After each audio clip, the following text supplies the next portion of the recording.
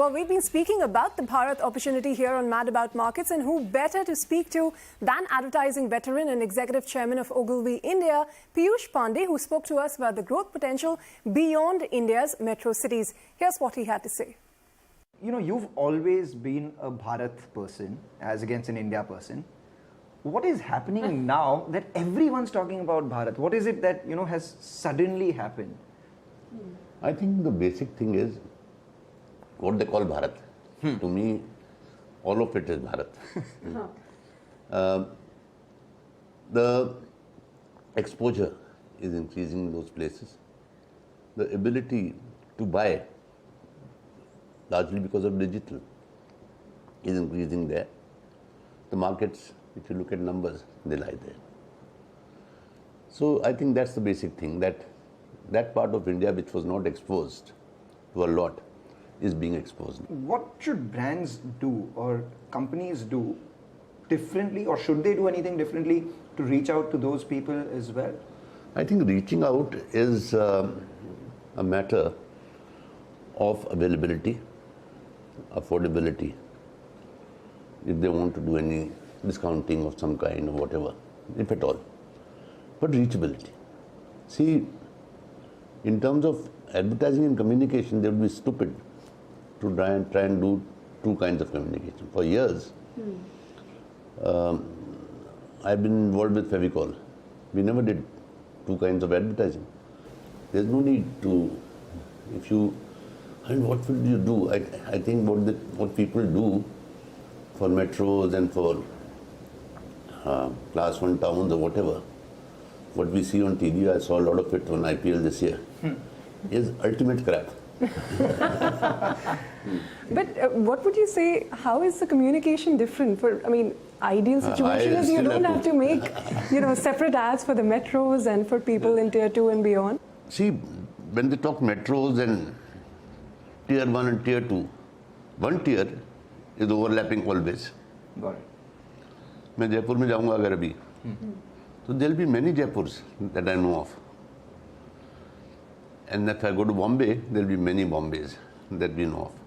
So what you do largely for a tier 2 or whatever is applicable for Bombay's tier 2. The tier 2 exposure and things may differ a little bit, but mentality doesn't. So what you're saying is that every city is a microcosm of India itself? Yes, absolutely. What, according to you, are the challenges of penetrating into Bharat? What are the pitfalls that companies may face while doing that? First of all, they lose a lot of money.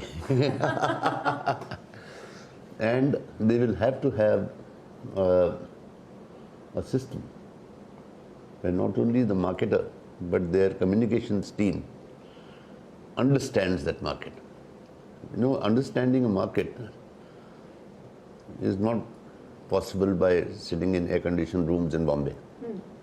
So, I think our mindset of looking down at them has to change, because they're as good as you.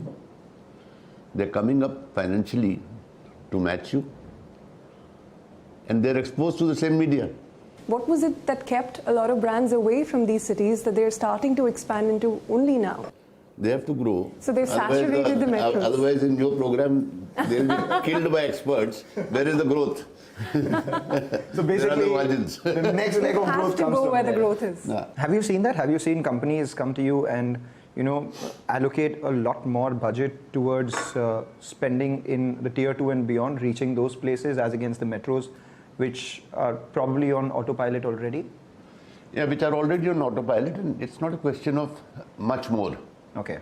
Because metros means larger this thing, so much more will still be there, but targeted. Yes. And if we take the proportion of the targeted, then it will become much more. We can't let you go without a line on India versus Bharat. You have to give it to us. Yeah. See, it's like saying Sachin versus Tendulkar. One and the same. It's one and the same.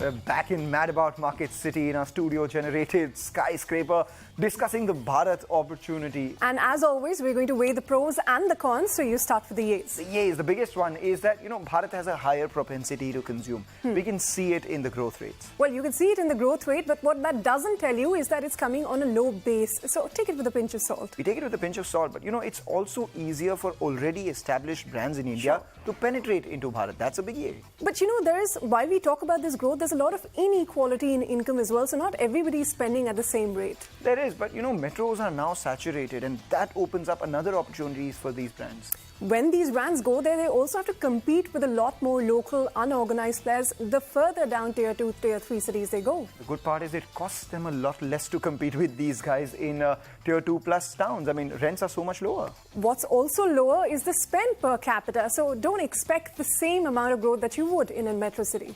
But the rate of growth would again be much higher because of the infra and economic opportunities. But there's always the risk of inadequate pace of growth, so you factor all of those in when we talk about the Bharat opportunity.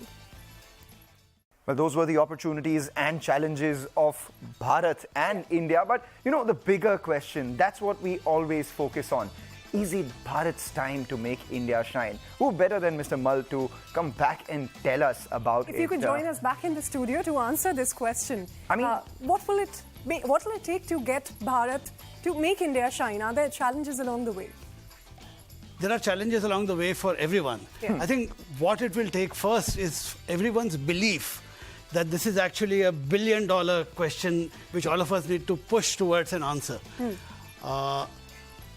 I think the distribution systems need to, if you want to sell more, if you want to reach more people, the pipes have to become bigger and richer and modernized. I think that's a thing we all need to solve for, distribution, on the belief that your old distribution system was good enough to carry necessities.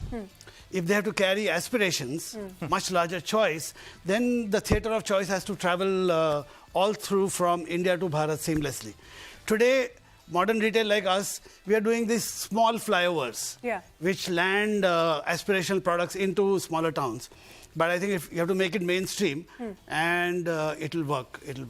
Well, that's a wonderful analogy, Mangalam. On that note, we'll wrap up, traveling necessities first and now aspirations. On that note, we'll wrap up on this edition of Mad About Markets. Thank you so much for watching.